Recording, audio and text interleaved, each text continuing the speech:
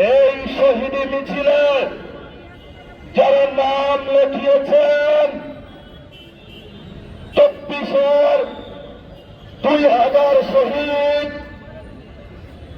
আমাদের এই 8 আসনের যিনি সংসদ সদস্য পদপ্রার্থী হয়েছিলেন শহীদ ওসমান হাদি, এই শহীদ মিছিলে নাম ছিল 28 অক্টোবরে, যাদের লাশের উপরে নৃত্যোল্লাস করা হয়েছিল।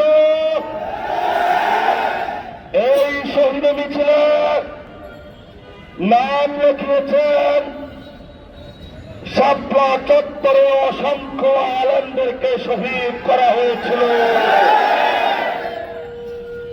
তোমরা বাংলাদেশে সন্ত্রাস করবে, আমরা 18 কোটি বাংলাদেশি জনগণ যতদিন জীবিত থাকবো এক একজন করে শহীদ হবে, আমরা সন্ত্রাস সংসদে প্রবেশ করবো না।